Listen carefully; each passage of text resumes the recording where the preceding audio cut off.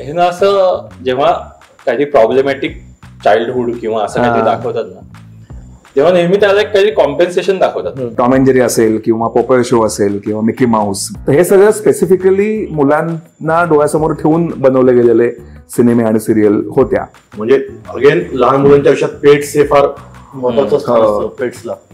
मोठ्या माणसांच्या सिनेमात बरेचदा ना लहान मुलं असे टूल म्हणून वापरलेली असतात. म्हणजे लहान मुलगी कुठच्याच सिनेमात मला तरी आठवत नाही की होती, नेहमी मुलगाच असायचा. मुलगे असायचे. बरोबर. असं बहुतेक मराठीमध्ये जास्त होत आहे. मग तर मला वाटतं ना की मोठ्या लोकांनी शूट केलेले सिनेमे जे आहेत आपण जे म्हणतो त्यात लहान मुलं उत्प्रेरकाचा रोल करतात.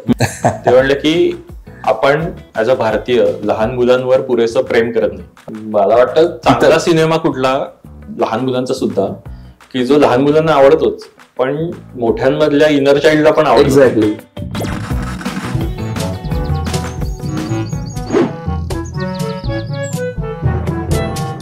नमस्कार. आज 14 नोव्हेंबर बालदिन या दिवसाचं औचित्य साधून आपण आज मुलांचे चित्रपट, बालचित्रपट आणि ज्या मोठ्यांच्या सिनेमामध्ये बालकांनी खूप छान काम केलेलं आहे, इम्पॉर्टंट रोल्स त्यांना आहेत, असा चित्रपट याच्याबद्दल आपण आज गप्पा मारणार आहोत. सुरुवातीलाच माझ्या मनामध्ये एक प्रश्न खरं तर असा येतो की बालचित्रपट हे आपण डिफाईन कसा करणार? मला वाटतं की लहान मुलांचे सिनेमे जेव्हा आपण म्हणतो बालचित्रपट, तर ते इसेन्शियली लहान मुलांच्या पॉइंट ऑफ व्ह्यूनी केलेलं सगळं चित्रण असतं.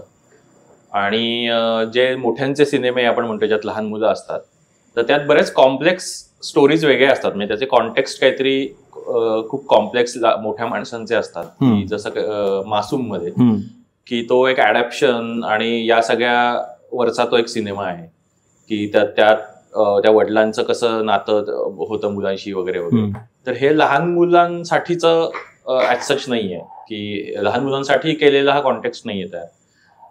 पण बाकीचे जसे कार्टून्स आहेत, मेनली कार्टून्स, की ज्याच्यात सगळं लहान मुलांना पण समजेल अशाच मोस्ट ऑफ द गोष्टी असतात. म्हणजे जे काही एलिमेंट्स असतात सगळे लहान मुलांना समजतील, त्यांना आनंद मिळेल त्यातनं. किंवा आपला होम अलोन सारखा सिनेमा, तर त्याच्यात पण खूप मोठी माणसं आहेच आहेत, पण त्यातली तू बघितलीस ना सगळी लहान मुलांसारखीच वागतात सगळी माणसं. म्हणजे ती लहान मुलांना असं काही फार कॉम्प्लेक्स याच्याशी विचार वगैरे करावा लागत नाही ते बघताना. त्यांना साधारण गोष्टी कळत जातात की हे असं आहे असं असं.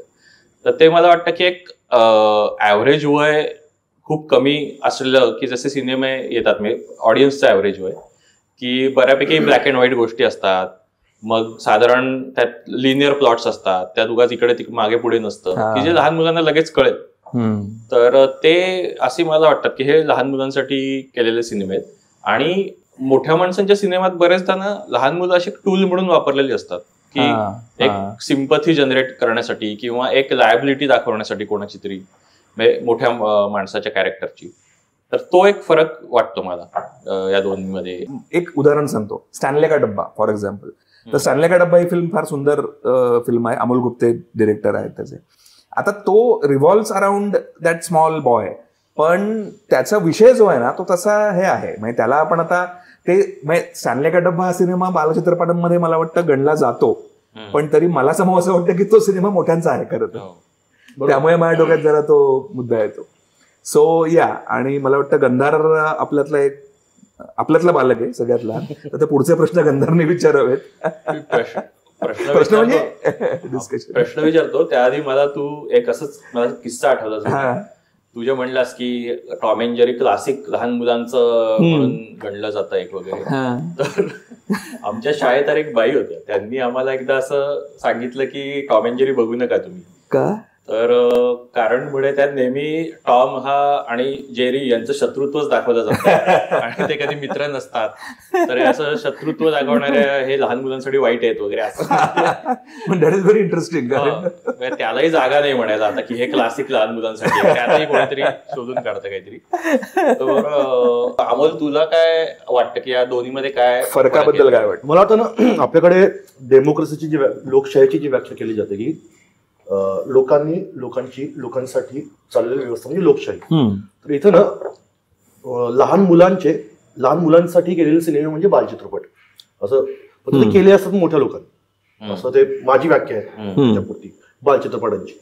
म्हणजे for example babies day out सगळ्यात सुंदर सिनेमा आहे की जिथे एक लहान मुलगा सिनेमा त्याच्या पॉईंट ऑफ व्ह्यूतून घडतोय, पण त्याच्या समोर दिसतात 3 मोठे ग्रोन लोक त्याला पकडायचा प्रयत्न करतात किंवा त्याला वॉट एव्हर जे त्यांचा काय उद्देश असेल हो म्हणून सगळा सिनेमा आहे. तर हा घडतोय लहान मुलांच्या पॉईंट ऑफ व्ह्यू मधून. त्या घटना होतात अपील लहान मुलांना जास्त करून, आणि तो सिनेमा बनवला मोठ्या लोकांनी. तो हे डेफिनेशन बाल चित्रपटांची. आणि प्लस माझा दुसरा एक असा आहे की हे आहे की निकष की मेन प्रोटोजेनिस्ट जो असतो तो लहान मुलगा असावा का बाल चित्रपटामध्ये. खरं डिबेटेबल आहे, अशी काही गरज नाही की लहान मुलगाच मुख्य पात्र असावं सिनेमातलं. पण मला वाटतं की जेव्हा तुम्ही बाल चित्रपट म्हणता तेव्हा तो सिनेमा लहान मुलाच्या अवतीभोवतीच फिरायला हवा, त्या पात्राभोवतीच फिरायला हवा. तर माझ्या मते 2 निकष आहेत बाल चित्रपटांचे माझ्या पुढचं. एक बेबीज डे आउट वरनं मला आठवलं की त्यात पण असं तू बघितलंस ना, ते मोठी माणसं आहेत पण ते कार्टुनिशच वागत असतात. एकदम ते एक आहे. तर मेन प्रश्न मला की तुम्हाला असे कुठले सिनेमे आठवतात लहान, म्हणजे याच्यात लहान मुलांचं चित्रण खूप तुम्हाला आठवणीत आहे एकदम, असे कुठले भारतीय सिनेमे किंवा बाल चित्रपट नाही, फक्त बाल चित्रपट नाही की ज्याच्यात मोठ्या माणसांचे सिनेमे आहेत पण त्यात लहान मुलांचं खूप छान चित्रण आहे किंवा आठवणीत राहणारं चित्रण आहे. मिस्टर इंडिया डेफिनेटली, कारण त्यात खूप लहान मुलं होती. आणि ऍक्च्युली एक ब्रह्मचारी नावाचा पण शम्मी कपूरचा सिनेमा, त्यात बरीच लहान मुलं होती. म्हणजे मला आपल्याकडे टेम्पलेट खूपदा एक मिथुनचा पण एक सिनेमा होता ज्यात त्यांना खूप लहान मुलं सांभाळली असतात. मला वाटतं तो हिरो क्रिएट करण्यासाठी, मिथुनचा सिनेमा आहे, हा मिथुनचा सिनेमा आहे, मला वाटतं एक हिरो क्रिएट करण्यासाठी हे वापरतात की तो रस्त्यावरच्या अनाथ मुलांना अच्छा जमवतोय, म्हणजे एकत्र करतोय छताखाली, ज्याच्याशी त्यांचं काही नातं नाहीये आणि त्यांना जो सांभाळतोय त्यातून एक हिरो क्रिएट होतो ना. पण ते मिस्टर इंडियामध्ये फार सुंदर वापरलं होतं. म्हणजे शेखर कपूर लहान मुलांचं, म्हणजे शेखर कपूरच्या मासूम मध्ये पण हेच आहे, लहान मुलं आहेत पण तसं तो लहान मुलांचा सिनेमा नाहीये.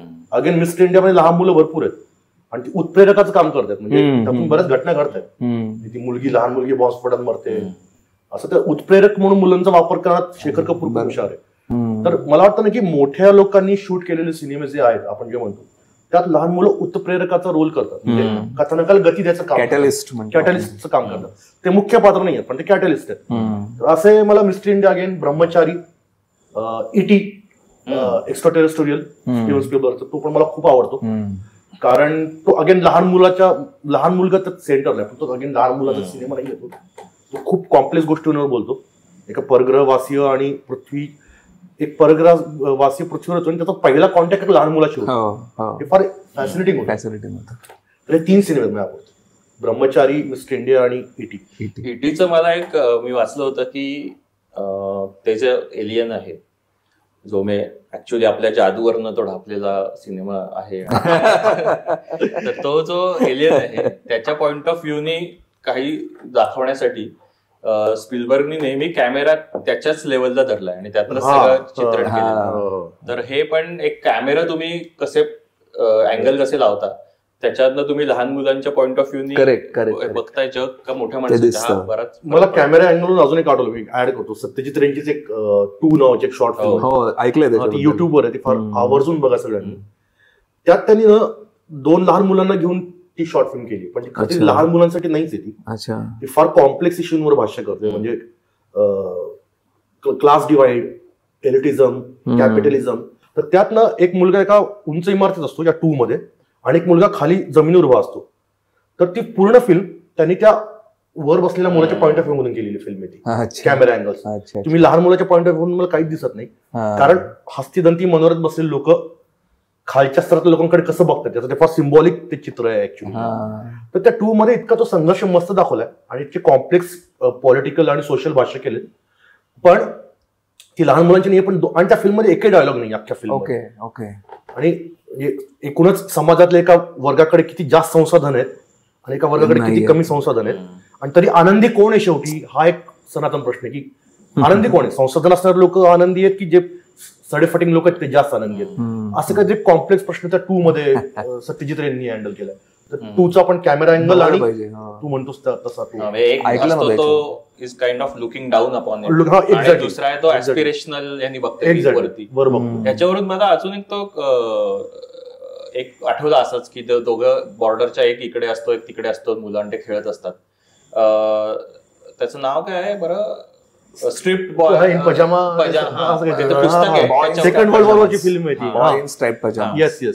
तर ते त्याची थीम अशी ह्याची आहे का? हा, त्यात एक मुलगा असतो जो ह्याच्यात असतो, कॉन्सन्ट्रेशन कॅम्प मध्ये असतो आणि दुसरा बाहेर असतो आणि ते भेटत असतात. फक्त एका ते तारेचं कुंपण असतं मध्ये आणि ते एकमेकांशी खेळत असतात इकडून तिकडून असं ते. मी तो सिनेमा नाही बघितला पण ते शेवट त्याचा खूपच डार्क आहे, म्हणजे आपण बघू नाही खूपच वाईट डार्क शेवट. तसं मला तो हा आठवला, लाईफ इज ब्युटिफुल नावाची फिल्म होती तो, म्हणजे तो सिनेमा एक खूप असा गंमतशीर सिनेमा वाटतो. स्पिलबर्गच्याच सिनेमात, म्हणजे कुठला तो लोकांना वाचत असतो यार, शिंडलर्स लिस्ट. लोकांना शिंडलर्स लिस्ट मध्ये लोकांना वाचत असतो ना, शिंडलरचा त्यांनी चेंजिंग पॉईंट काय दाखवला, तो एका लहान मुलं बघतो आणि ती फ्रेम अशी घेतली आणि ते फक्त रेड कलर मध्ये, त्याचं तिथून म्हणजे लहान मुलांना उत्प्रेरक म्हणून अगेन तो कॅटलिस्ट म्हणून कसं वापरतात, उत्तम उदाहरण आहे लहान मुलांचं तसं. म्हणजे मला हा भारी पॉइंट आहे ऍक्च्युली तो शिंडलर्स लिस्ट. तो तुझे काय नाही, मला हमें रे प्यार की एक आठवतो. हमें रे प्यार मला आवडत सिनेमा, तो एकदम फील गुड कॅटेगरीतला आणि छान सिनेमा होता. कुछ होता यामध्ये आहे, ती मुलगी ऍक्च्युली सगळं घडवते ना त्या सिनेमामध्ये. मला वाटतं फेरारी की सवारी एक तसा होता, तो मुलाच्या मुळे तो शर्मन जोशीचं कॅरेक्टर तो सगळं हे करतो. असे काही जखम मधले पण मला आवडलं होतं. जखम मधला मला तो लहानपणचा जो कुणाल खेमूने रोल केला तो मस्त, आणि त्याची जर्नी पूर्ण आहे ना, ते तो मोठा होऊन सगळं जे बघतोय आजूबाजूचं कम्युनल. हमहेराई प्यार के मध्ये कुणाल खेमू एक अट्टल नालायक मुलगा, तो त्यांनी त्या जुही चावलाला असं चोरून ठेवलेलं असतं आणि तिचे कपडे बाहेर राहिलेले असतात आणि हा येतो आमिर खान आणि तो बघतो ते, तर तो त्याच्याच रूम मध्ये ठेवलेलं असतं आणि आमिर खानच्याच रूम मध्ये जुही चावलाला लपून ठेवलेलं असतं. तर तो म्हणतो आणि तो त्यांना विचारतो की ये लडकी के कपडे मेरे कमरे में कैसे. तर तो एक पॉज घेतात 2 मिनिटं, सगळे इकडे तिकडे बघायला लागतात. मग कुणाल खेमू अतिशय नालायकपणे विचारतो, वही तो मैं पूछ रहा हूँ काय चाचू का मामू, लड़की के कपडे आपके कमरे में कैसे. तो इतका त्याला ओनो रिव्हर्स करून टाकतो ते फार. तसं लहान मुलं तुला तो हा आठवतो का, तुंबाड सिनेमातला एक डायलॉग आहे बघ शेवटी, तुंबाडमध्ये त्याचा मुलगा असतो त्याचा, तो त्या मुलीला जे उत्तर देतो, ती जी मला वाटतं हे असते गायिका प्रॉस्टिट्यूट, म्हणजे त्या ह्याच्यातली, ते पण फार भारी होतं त्याचं उत्तर. मला तर म्हणजे लहान मुलांचा सिनेमा म्हणला ना की माझा एक आयकॉनिक एकच सिनेमा माझ्या डोळ्यासमोर येतो, तो म्हणजे अंजली. अरे अंजली, मी आधीच्या पण एका पॉडकास्ट मध्ये बोललो त्याच्याबद्दल, पण तो म्हणजे माझ्यासाठी असा क्लासिक लहान मुलांचा सिनेमा आहे, जो मी जेव्हा बघितला होता थिएटरमध्ये 93 का काहीतरी सालचा सिनेमा आहे तो. आणि एकतर त्या गाण्यांनी वेळ लावला तेव्हापासून, आणि ती जी अशी ड्रीम सोसायटी एक त्यांनी दाखवली ना की 40-50 लहान मुलं आहेत तिथे आणि त्यांचं एक जग असतं स्वतःचं, आणि ते खूप रेबेल पण असतात. म्हणजे ते लहान असे सगळे रात्री एकमेकांशी असं गुपचूप काहीतरी ठरवून कुठेतरी जात असतात. म्हणजे त्यांच्या सोसायटीच्या बाहेर एक असा इनफेमस घर असतं की जिथे एक चोर का काहीतरी त्यांनी बायकोला मारलंय आपल्या, असा गुन्हेगार राहतो वगैरे असा काही. तर हे त्यांना खूप उत्सुकता असते आणि मग ते उत्सुकतेच्या मागे मागे पळत जाऊन करत असतात गोष्टी, किंवा असे त्यांचे जे खेळ असतात किंवा असे त्यांच्या गाण्यांमधनं खूप अशा फॅन्टसी गोष्टी घेतल्यात की ते सायकलनी कुठेतरी जातात. तर हे जे असं कलेक्टिव्हली त्यांना दिलेलं स्वातंत्र्य होतं ना त्या सिनेमामध्ये, ते मला भयंकर आवडलं होतं. आणि त्यातली जी अंजली हे जे पात्र आहे, तर तिचं त्या ऍबनॉर्मॅलिटी जी दाखवली तिच्या मधली, तर तिला ते सगळ्यात आधी ऍक्सेप्ट करतात, तिच्याबरोबर खेळतात व्यवस्थित, त्यांना काही प्रॉब्लेम येत नाही. ते बाकी म्हणजे द मेन कॉन्फ्लिक्ट त्या सिनेमाचा होता की how you accept the abnormal. तेव्हा तर ते ऍबनॉर्मल म्हणूनच त्याचा उल्लेख होता. तर तेव्हा ती मुलं पहिल्यांदा व्यवस्थित ऍक्सेप्ट करतात, सगळ्यांना त्यांच्याबरोबर खेळतात. दुसरा त्याच्याबद्दल पण मी बोललो आधी, उडान सिनेमा, की ज्याच्यात मला त्यातलं काय आवडलं किंवा त्याचं वेगळेपण काय वाटलं की ते 2 मुलं दाखवले. एक तो लहान मुलगा असतो आणि एक हा बऱ्यापैकी तरुण मुलगा असतो, 20-19 वर्षाचा, 18-19 वर्षाचा. आणि एका नार्सिसिस्टिक वडिलांना कडे बघण्याचा दोघांचा दृष्टिकोन कसा आहे ते खूप छान दाखवलंय. की हा जो मोठा झालेला मुलगा आहे तो आता रेबेलियस आहे, तो हॉस्टेलमध्ये राहून आलाय त्याच्याकडे एक सेन्स ऑफ इंडिपेंडन्स आहे की आपण सर्व्हाइव्ह होऊ शकतो एकत्र, किंवा मोठे पण झालेला असतो, तर तो सारखं त्याला क्रॉस करायला बघतो. वेराज तो लहान मुलगा असतो तो हेल्पलेस आहे आणि त्याला माहितीये की ह्यांच्याशिवाय आपलं कोणी तारणहार नाही आहे, तर तो सगळं सहन करत असतो बिचारा मुकाटपणे. आणि त्याच्याकडे बघून असं फारच त्रास होतो त्याच्या एकूण त्याची जी इनोसन्स, आणि तो बिचाराच त्यांना, तो त्यांचा आदेश असतो की डॅडी किंवा पापा पण नाही म्हणायचं, सर म्हणायचं. तर तो ते सर म्हणत असतो. मग असं तो त्याला सारखं कुठेतरी हे करत असतो की इकडे जाऊन काम काहीतरी ह्याला बोलवून आण, त्याला बोलवून आण. तर असं तो जे हार्डशिप मधनं ते त्यांना जावं लागतं ना त्या मुलांना, ते खूपच म्हणजे अंगावर पण येतं. आणि उडान तसा हे होता रे, म्हणजे तो असं ना पाथ ब्रेकिंग म्हटलं पाहिजे, कारण त्याने ते म्हणजे वडील मुलगा तो मोल्ड एकदम असा हे केला, म्हणजे ब्रेक केल्यासारखं झालं ते. बरोबर, इतकं स्ट्रेट असं चित्रण त्याने केलेलं आहे वडिलांच्या कॅरेक्टरचं की, आणि this I think this is ते वास्तव असूच शकतं असं मला वाटतं. आणि तिसरा एक जो सगळ्यांनाच आपल्याला आवडतो तो म्हणजे तारे जमी पर. त्याच्यात एक खूप म्हणजे छान, एक पहिल्यांदा मला असं वाटतं की एखाद्या लहान मुलाचं इंटरनल स्ट्रगल्स की छान दाखवणं आणि त्याला महत्व देणं त्या स्ट्रगल्सना, आणि पालकांना सुधारायची गरज आहे असा जो एक मुद्दा मांडलाय त्याच्यात, तो खूपच मला आवडलेली गोष्ट आहे. म्हणजे त्याच्यात की ते खूप व्यवस्थित आणि छान दाखवलं.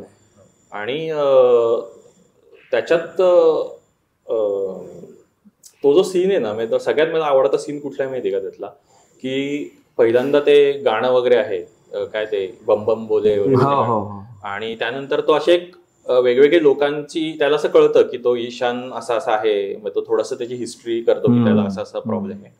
आणि मग तसे वेगवेगळे ते आईन्स्टाईन पासून असे वेगवेगळे सगळे फोटो दाखवतो की या सगळ्या लोकांना असा असा प्रॉब्लेम यायचा, त्यांना ते स्पेलिंग कळायचं वगैरे वगैरे असं. आणि तेव्हा तो त्याचे जे ईशानकडेचे क्लोजअप घेतलेत काही, आणि त्याला जे रिलेट व्हायला लागतं की अरे, आणि तो एक शेम येते त्याच्या ह्याच्यात की आपण पण असेच होत. आणि मग तो एक असं एक थोडंसं अवघडले पण येतं त्याला.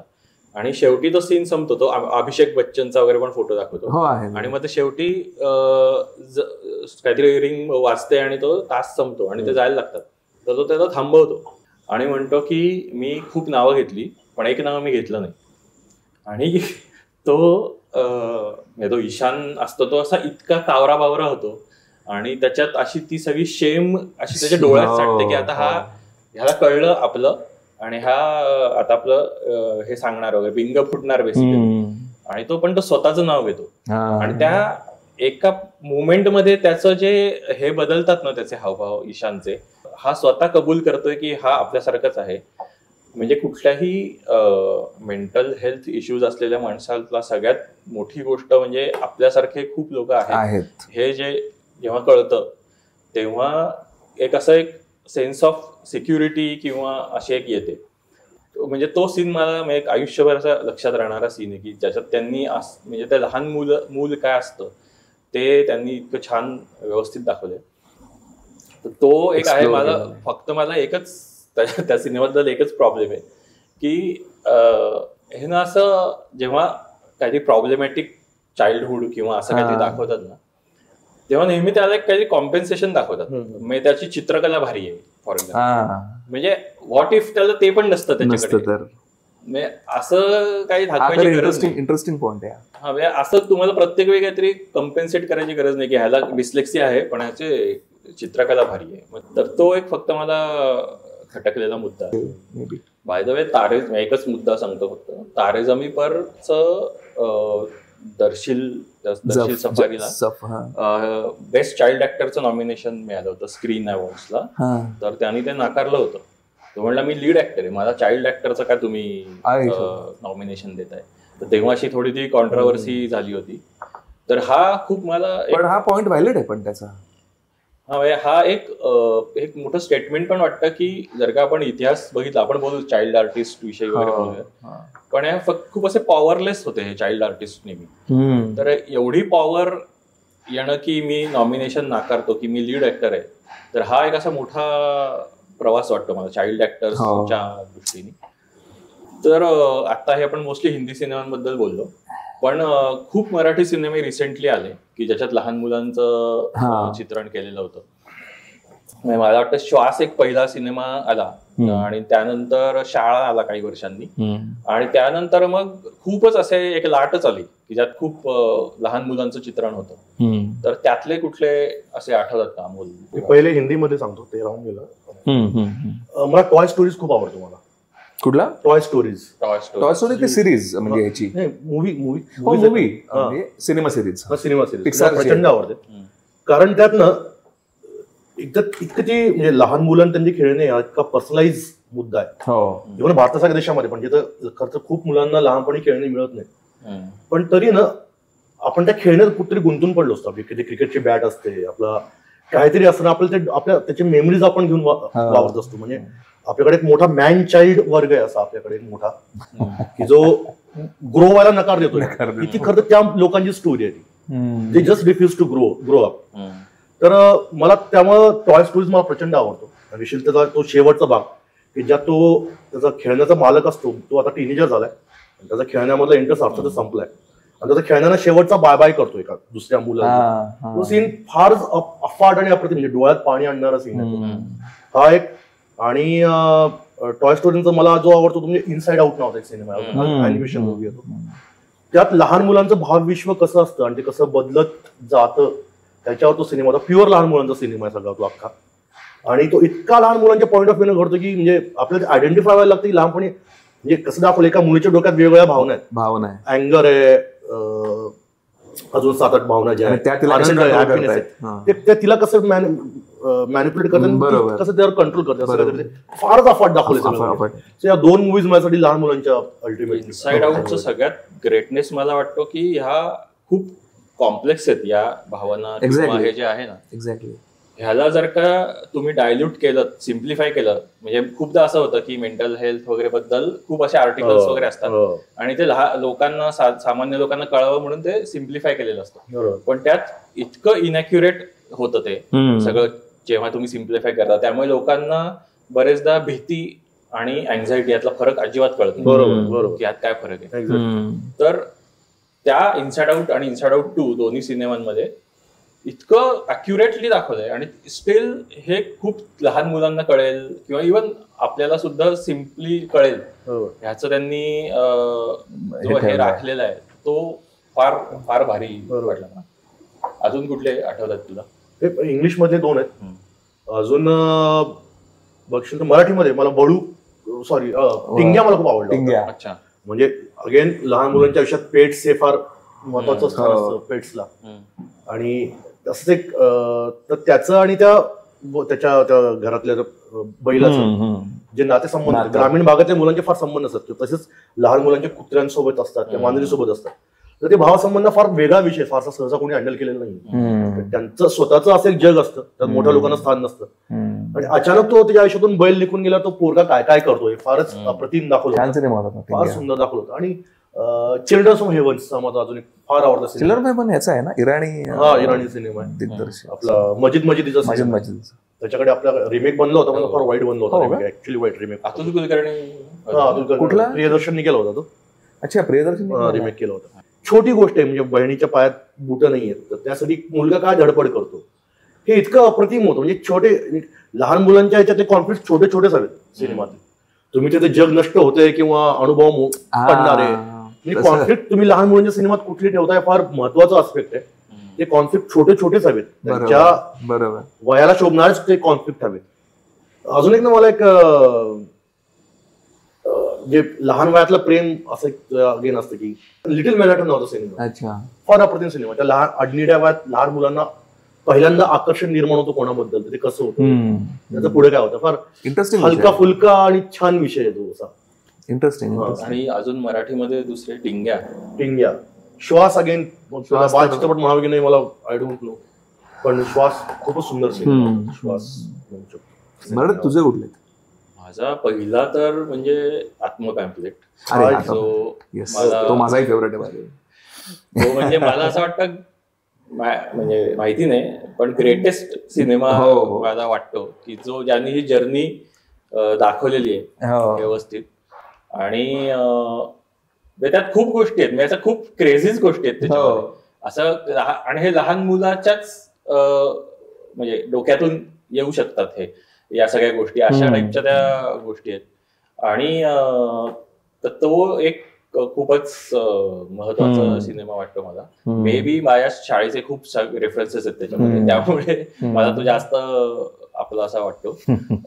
पण वेगवेगळ्या टप्प्यावरती वेगवेगळे विचार कसे असतात, वेगवेगळ्या भीती कुठल्या कुठल्या काय काय वाटू शकतात, हे खूप छान आत्मपॅम्पलेट मध्ये दाखवलंय. दुसरा एक किल्ला जो आहे, किल्ला मधला जो तो बाकी सिनेमा छानच होता, पण त्यातला जो एक सीन आहे ना, की तो त्या किल्ल्यात ते जातात सायकलवरती आणि प्रचंड पाऊस सुरू होतो आणि मग तो त्या किल्ल्याच्यात कुठेतरी ते दुसरीकडे जातो, तो दुसऱ्या भागात जातो आणि तो एकटाच असतो तिथे. आणि त्याचे जे मित्र असतात ते दुसरीकडे राहतात आणि चुकामुक होते आणि ते निघून जातात सगळे मित्र. आणि हा एकटा सायकल मारत त्या किल्ल्यावरून घरी येतो आणि तो घरी येतो प्रचंड भिजलेला असतो. आणि कट टू त्याची आई त्याला अशी एका गोधडीत झोपवून त्याला हळद दूध गरम करून देत असते.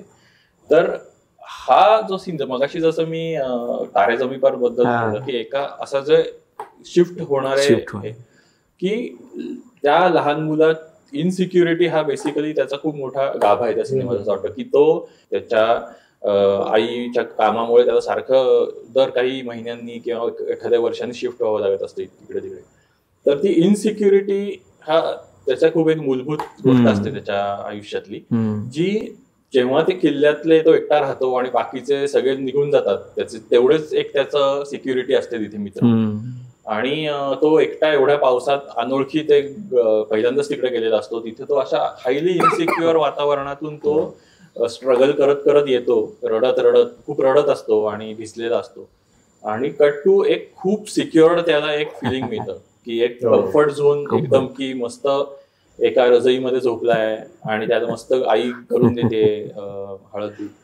तर तो मला सीन खूप खूप आवडतो.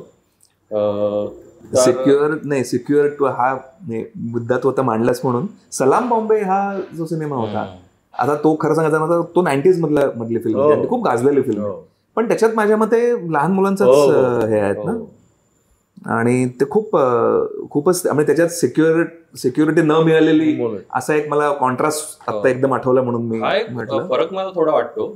सलाम बॉम्बे अशीच वस्तीतली ती मुलं की ओव्हर द इयर्स तू जुने सिनेमे बघितलेस ब्लॅक अँड व्हाईट, तर त्यात ते बूट पॉलिश आणि फुटपाथ का काहीतरी नावाचा सिनेमा होता.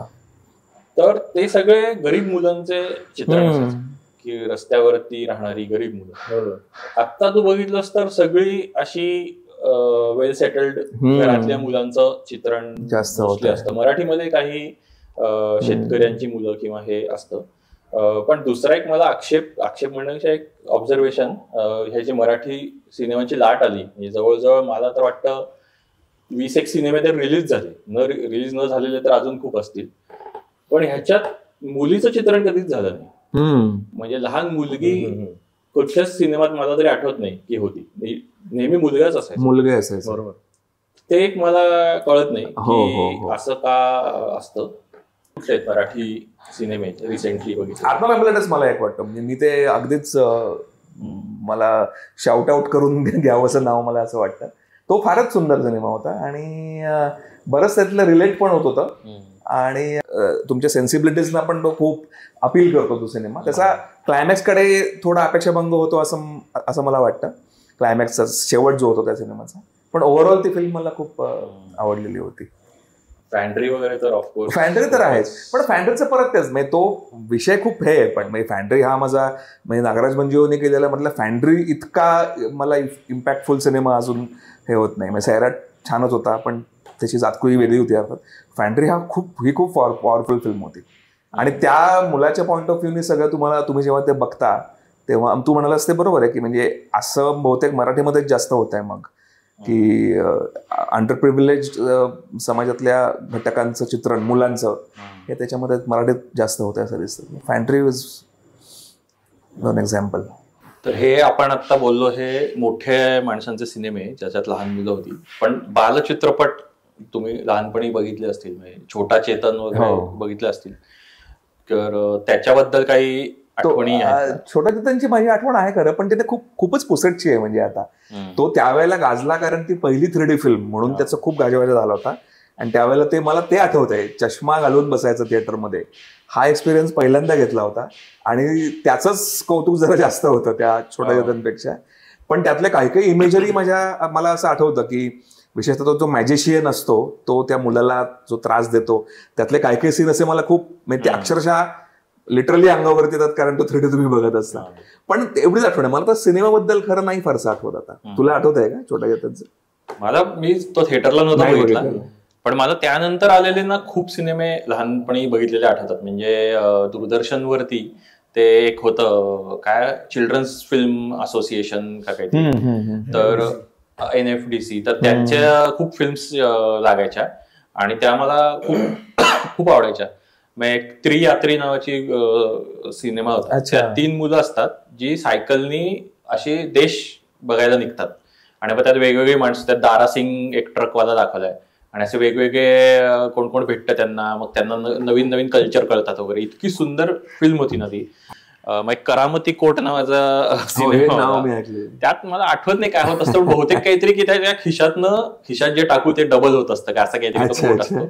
आणि मग टिपिकल मग विलन त्यांच्या मागे लागतात वगैरे वगैरे. आणि एक अभय नावाचा खूप सुंदर सिनेमा होता.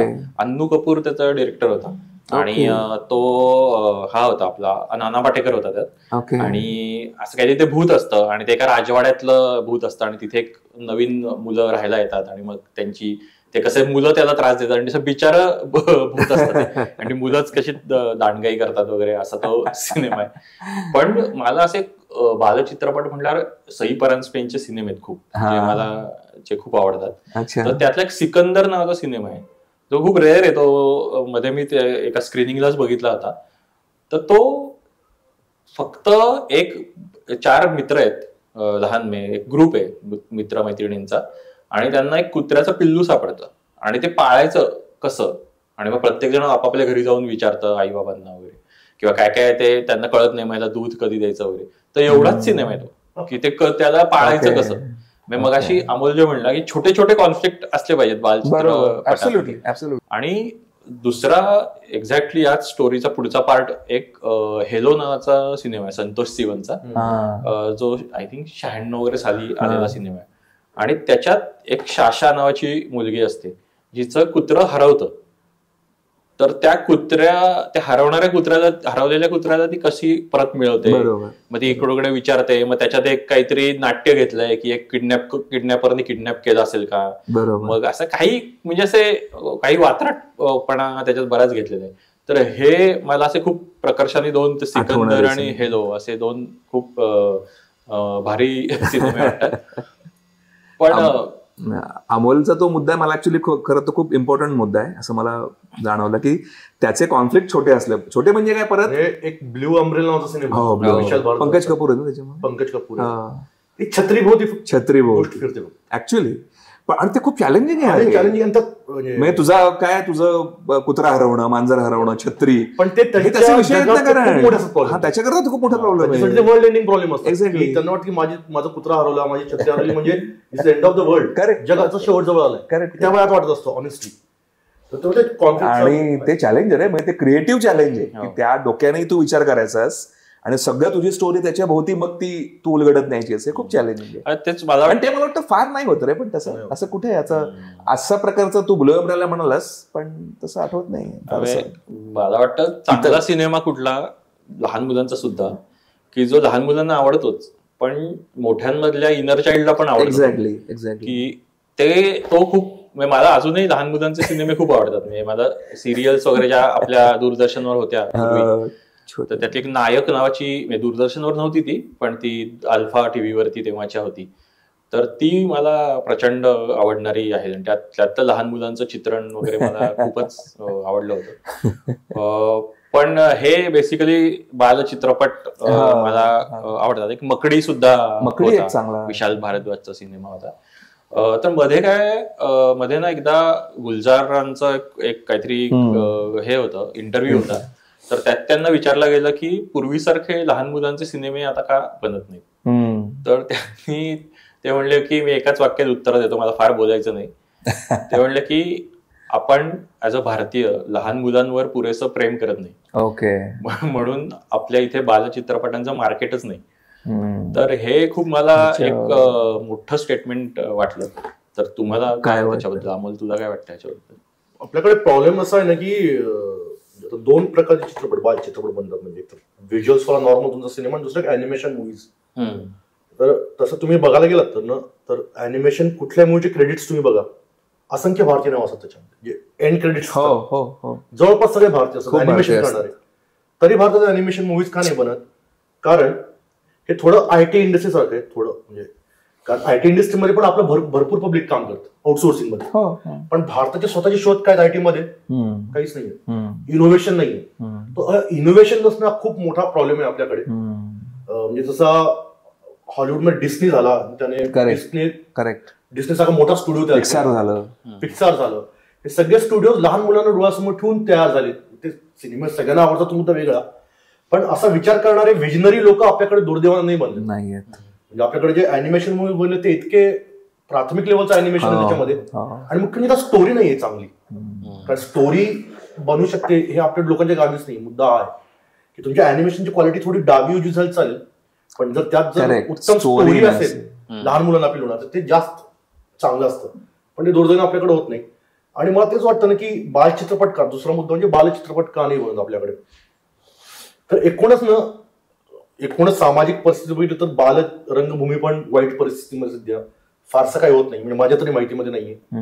बाल साहित्य पण एक कुल्फी सारखं एखादं मॅगझिन आजकाल येतं. आता कुल्फीचा एखादा कुल्फी आणि अजून एक दोन अपवाद, चिकू पिकू आहे, कुल्फी आहे, तर किशोर तर खूप जुनं आहे. तर तसे काय होत नाही. ते चंपक ठकठक होते सगळे बंद पडले. तर म्हणजे एकूणच बाल म्हणजे मार्केट म्हणून लहान मुलांचा विचार होत नाहीये. आणि त्यात अजून तिसरं एक मोठं आक्रमण जे झालंय ना, तर टीव्हीवरच्या कार्टून्सचं आक्रमण आहे. त्यांना घरीच इतके कार्टून्स बघायला मिळतात, त्यांचं एवढं मनोरंजन होतं. मोबाईलवर त्यांना फोनवर कार्टून्स बघायला मिळतात.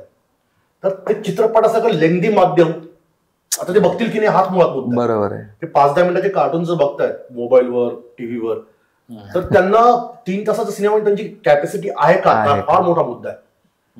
रील्स जनरेशन आहे ती, कार्टूनची जनरेशन आहे ती, ते स्वाईप करत राहणार आहेत. स्क्रोल करत. त्यांना जर तुम्ही मिस्टर इंडिया दाखवलात उद्या 3 तासाचा सिनेमा, तर ते नाही बघू शकणार असं मला तरी वाटतं ऑनेस्टली. तर ते आता लहान मुलांची पण तयारी आहे का? लहान मुलांची तयारीच नसेल तर मग कसे होणार? पण ऍटलिस्ट काही वर्षापूर्वी हॅरी पॉटरचा खूप आपल्याकडे पण हाईप होतं. म्हणजे खूप लोक अगेन तो फारच मोठ्या शहरामध्ये होतो. आपल्या परभणीचा हॅरी पॉटर कोण होतो? हॅरी पॉटर फार, आणि तो परत वेस्टर्न नाही, तो हॉलिवूडचाच मूवी आहे ती, आपल्याकडचं नाहीये ती तशी. आपल्याकडे नाही. अनुराग कश्यपने एक हे केलंय, हनुमान केला होता, हनुमान बालन. त्याचं मला ते खरं इंटरेस्टिंग वाटलं. म्हणजे त्याच्या डिरेक्टरने खरं असा प्रयत्न करणं, पण त्याने नंतर काही असं काही केलेलं म्हणजे या फळीतल्या कुठल्याच डिरेक्टर्सने जे म्हणजे आधुनिक हिंदी सिनेमाचे खूप प्रॉमिसिंग डिरेक्टर्स मानले जातात, त्यांच्यात असं दिसत नाही ना फार हे केल्याचं. आणि अजून त्यात काय आपल्याकडे चालणारे सगळ्यात महत्वाचे 2 जॉनर्स, 2-3दा बोलले मुद्दा की एक तर ऍक्शन किंवा रोमॅन्टिक हे मूवी चालतात आपल्याकडे. तुम्ही बाल चित्रपट कसा बोलवा? बाल चित्रपटाला मार्केट आहे का बरं? हे तुला सांग. आता परत तोच एक रेफरन्स, सेसमी स्ट्रीट नावाची जी मालिका आहे अमेरिकन टेलिव्हिजनवरची, ते मी आता अलीकडे त्याचं थोडंसं चेक केलं. अरे ती 70 पासून चालू आहे. त्याचे 4,000 एपिसोड झालेत. ते पपेट्स त्याच्यामध्ये असतात आणि ते talk about lot many issues. It's basically educative असतं त्याची, पण ती खूप पॉप्युलर आहे सेसमी स्ट्रीट. तर त्याची हिस्ट्री बघून एकदम चाट पडायला होतं तुम्हाला. अशा प्रकारचं आपल्याकडे पण तसं दिसत नाही. तेच म्हणजे की लहान मुलांना सिनेमा काय म्हणजे कुठेच असं स्वतंत्र एंटिटी म्हणून फारसा काही मानलं जात नाही. म्हणजे त्यांच्या म्हणजे आपले जे बाकीचे इन्फ्रास्ट्रक्चर सुद्धा डेव्हलप करताना म्हणा, डिझाईन करताना असं लहान मुलांना डोळ्यासमोर ठेवून काहीतरी बाबा त्यांच्या ऍक्सेसिबिलिटीसाठी जास्त चांगलं काहीतरी डिझाईन केलंय किंवा असा फार कमी दिसतं.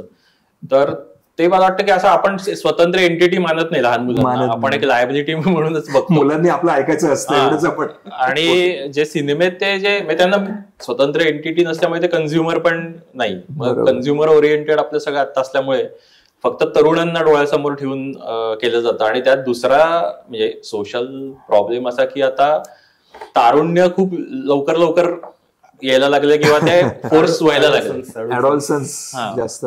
तर कारण ते त्यांना पट्टापट्ट ऍस्पिरेशन्स डेव्हलप व्हाव्यात तारुण्याच्या. हे फार हे अजूनही वेगळा मुद्दा म्हणायचा म्हणजे लहान मुलांच्या पॉईंट ऑफ व्ह्यू अजून काय काय करता येतं. स्ट्रेंजर थिंग तुम्ही बघितली सिरीज? हो, ऐकलं मी, बघितलं नाही पण खूप पॅरानॉर्मल ऍक्टिव्हिटीज ती लहान मुलांच्या पॉईंट ऑफ व्ह्यू. हिट सारखी सिरीज आहे, म्हणजे सिनेमा आहे तो, म्हणजे लहान मुलांच्या पॉईंट ऑफ व्ह्यू घडतोय आणि तो त्यात मृत्यू आहे, रक्तपात आहे त्याच्यामध्ये.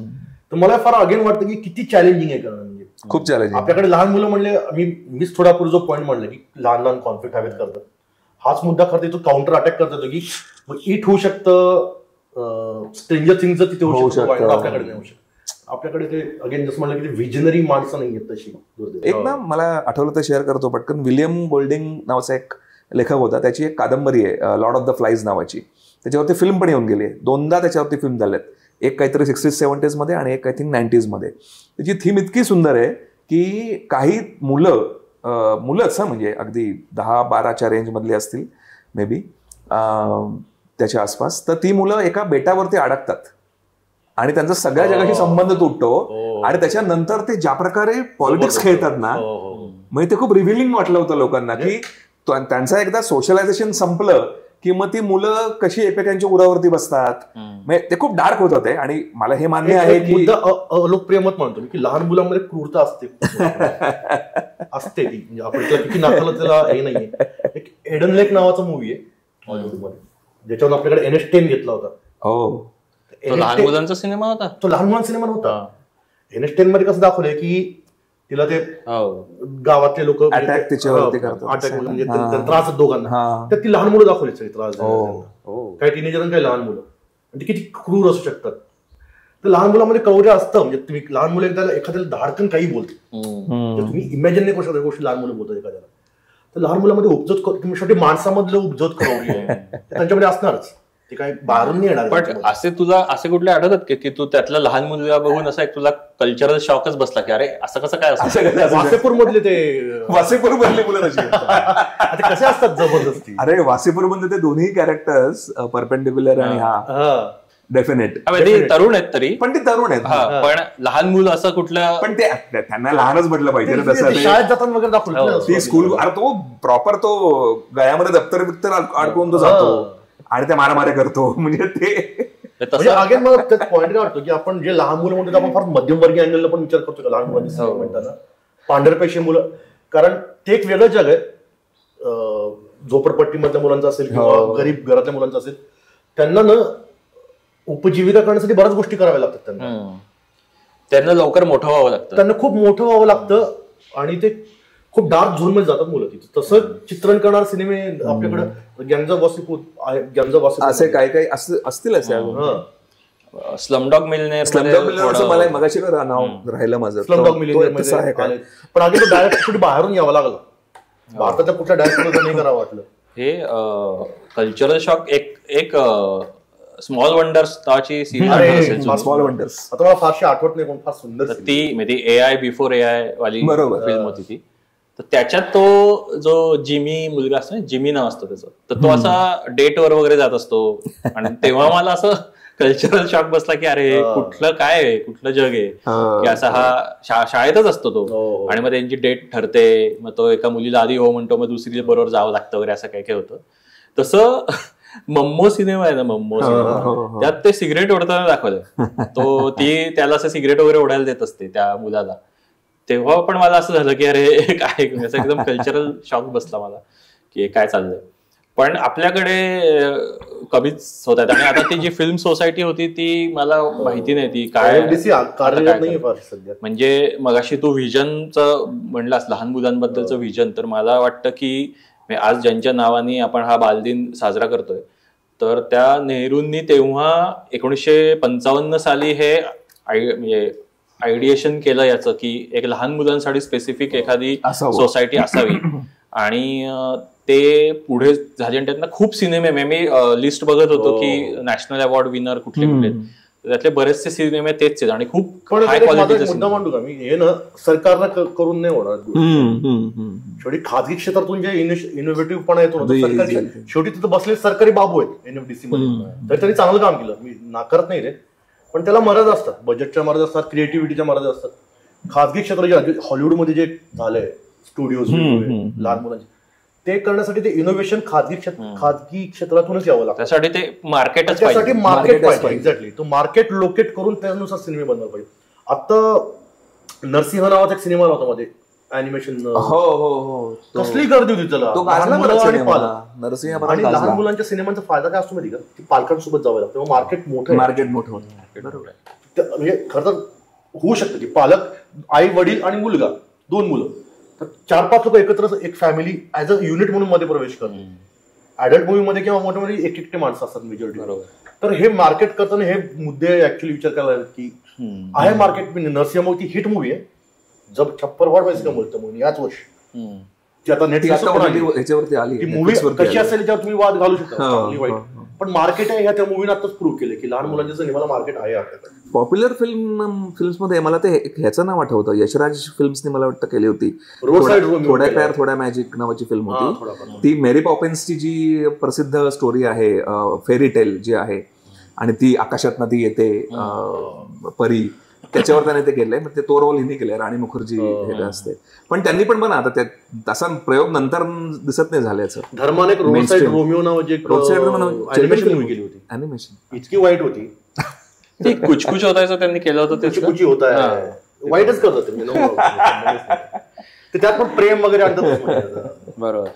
एक शेखर कपूरचं स्टेटमेंट होतं मध्ये, काय बोलला होता तो की लहान मुलांच्या फिल्मला खूप बजेट लागतं, असं त्याचं म्हणणं होतं की लहान मुलांनाचं जग त्यांना बिलिव्हेबल करून द्यायचं असेल, कारण मोठ्या माणसांना they can believe in laser resources also, पण लहान मुलांना जर का ते बिलिव्हेबल करायचं असेल तर ते ऍक्च्युअल जग तुम्हाला तसं उभं करावं लागतं.